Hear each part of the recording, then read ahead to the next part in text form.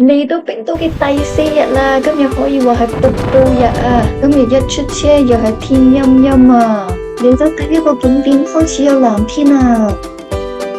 耶！嚟到沙里亞蘭 Falls 係冰島南部經典嘅瀑布之一啊！特別係佢係一個可以穿行嘅瀑布啊！因為後方呢係有座被瀑布沖刷而成嘅岩洞，所以又稱為水簾洞瀑布。但可惜因為冬天啦，啲雪太厚啊，通往瀑布後方嘅小徑又被封住咗啦。沙里亞蘭 Falls 高60米，係沙里亞蘭河嘅一部分，源頭係埃亞菲亞德拉冰川火山。跟住啲步道繼續向左行，後面啲風景都好靚啊！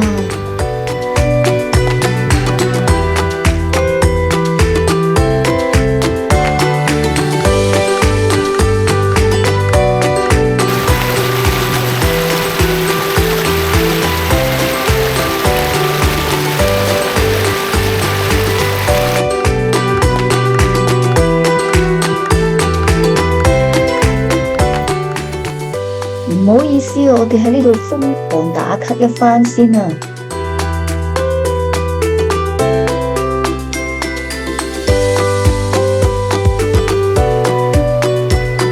行去下一個景點只需10分鐘。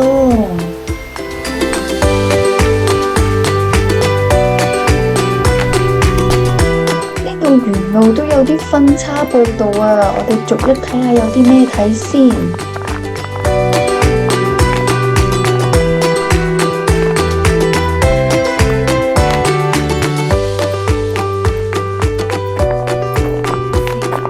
Huh?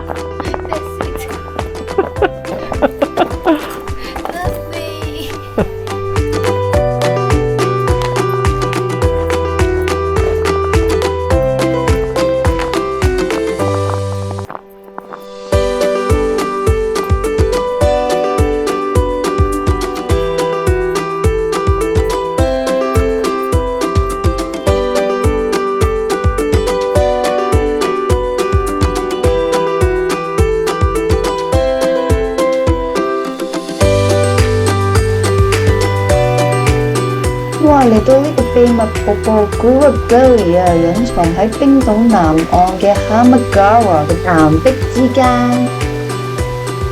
好多人都喺度考慮緊行唔行入去啊，包括我哋啊。雖然着晒防水嘅衫同褲，但係零下幾度濕咗身，真係都幾難頂啊！費事為咗張相整病自己啦〜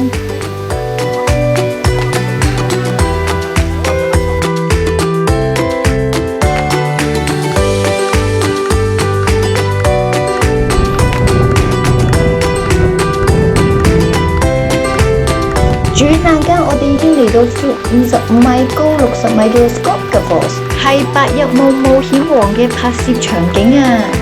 又稱冰島彩虹瀑布。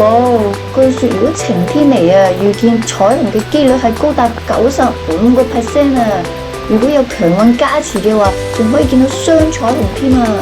好可惜，我哋今日半條彩虹都見唔到，但我都覺得仲係好震撼、好壯觀啊！行埋去，成個人都濕晒啊！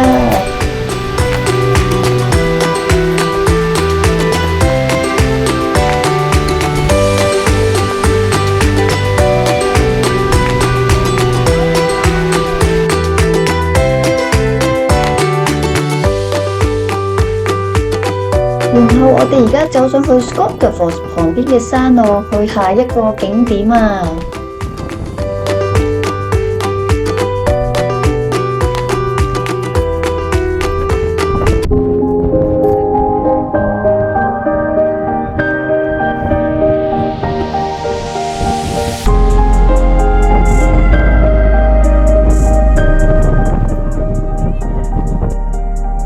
上到嚟呢個平台可以從高處望返啱啱嗰個瀑布啊 Skotafjord 啊，但上嚟呢度梗係唔係為咗呢個平台啦，我哋繼續往上行。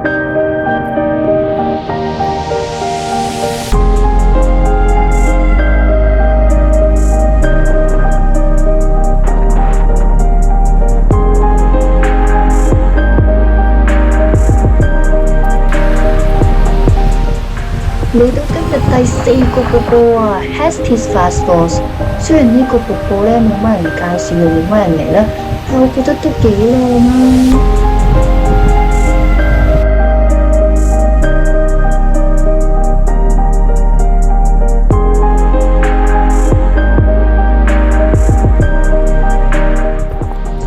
行返去個平台考慮耶穌光啊，又要打卡一輪啊！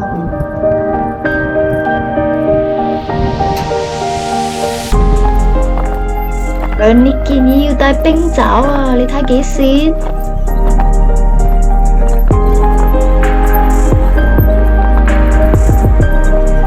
大概下晝2點鐘，我哋到咗呢個飛機殘骸嘅停車場啊！我哋要衝上去呢架2點半嘅 shuttle bus 啊！因為突如其來嘅強風，所以我哋冇辦法行過去啊。同埋嗰度有個牌話行路來回都要3-4個鐘啊。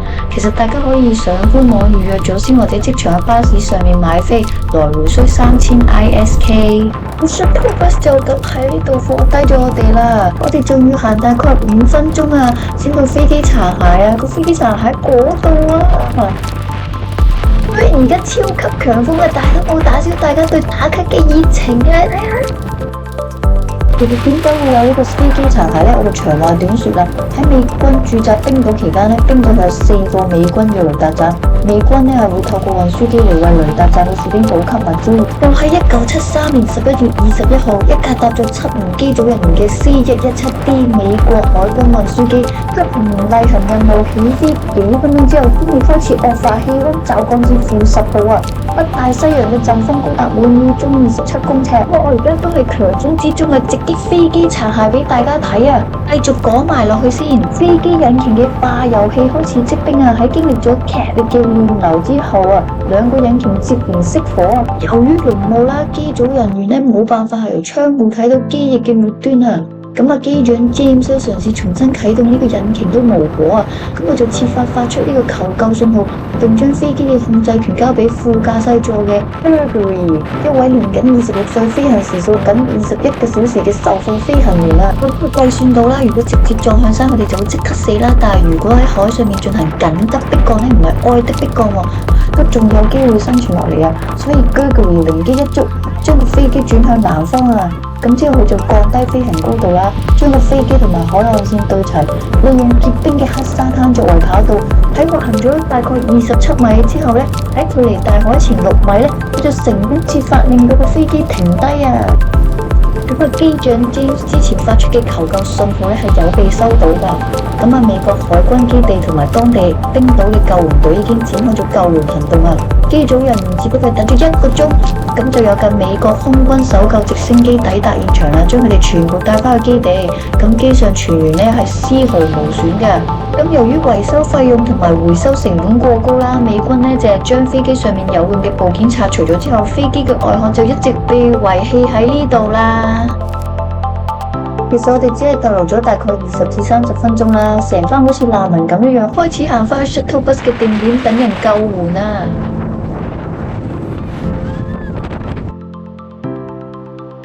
可能真係太大風嘅關係啦，沿路都有好多車出事啊，卡咗喺雪地上面啊，佢哋喺度鏟緊雪啊。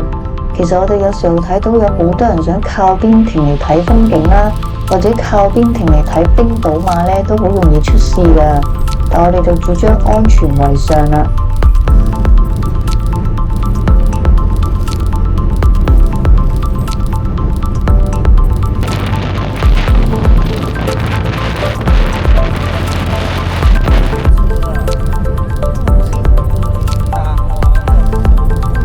沿路仲有好多車，因為太跣啦，跣卡撞車啊！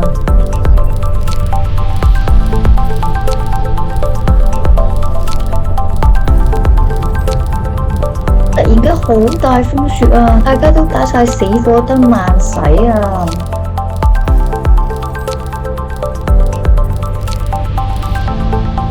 原本我哋計劃下一個景點係黑沙灘，但係因為大風雪持續啊，我哋決定揸返去 apartment 啊！好彩仲有10分鐘就到我哋今晚住嘅 apartment 啫。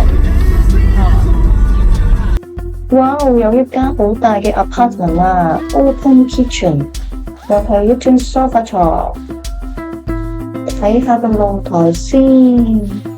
唔知今晚睇唔睇到極光呢？一間雙人房，個廁所都好大啊，有洗衣機、乾衣機、廳。第二間雙人房，煮飯時間，See you。